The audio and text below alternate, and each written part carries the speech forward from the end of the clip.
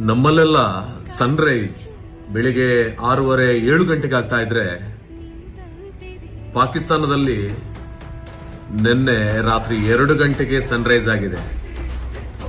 ಈ ಸನ್ರೈಸ್ ಆಗಿರೋದು ಪಾಕಿಸ್ತಾನದಲ್ಲಿ ನಿನ್ನೆ ರಾತ್ರಿ ಸೂರ್ಯನಿಂದ ಅಲ್ಲ, ನಮ್ಮ ದೇಶದ ನಮ್ಮ ಪ್ರಧಾನಿ ನಮ್ಮ ನಾಯಕ ಮೋದಿಯವರು ನಮ್ಮ ದೇಶದ ಸೈನಿಕರಿಗೆ ಕೊಟ್ಟಿರುವಂತಹ ಫ್ರೀಡಂ, ಸೈನಿಕರಿಗೆ ಕೊಟ್ಟಿರುವ ಅವಕಾಶದಿಂದ ಪಾಕಿಸ್ತಾನದ 9 ಅಡಗುತಾಣಗಳಿತ್ತು, ಅಲ್ಲಿರುವಂತಹ ಉಗ್ರರನ್ನ ಸೆದೆಬಡಿದು ಬೆಂಕಿಯ ಜ್ವಾಲಾಮುಖಿಯನ್ನ ಉರಿಸಿದ್ದಾರೆ. ಟೂರಿಗೆ ಹೋಗಿರುವ ಸಂದರ್ಭದಲ್ಲಿ ಯಾವ ನಮ್ಮ ದೇಶದ ಹೆಣ್ಮಗಳ ಕುಂಕುಮ ಸಿಂಧೂರವನ್ನ ಧರ್ಮವನ್ನ ಕೇಳಿ ಅಳಿಸಿದ್ರು ಪಾಕಿಸ್ತಾನದ ಉಗ್ರರು, ಇವತ್ತು ಆಪರೇಷನ್ ಸಿಂಧೂರದ ಮೂಲಕ ಅವರ ಮಾರಣ ಹೋಮ ನಡೀತಾ ಇದೆ.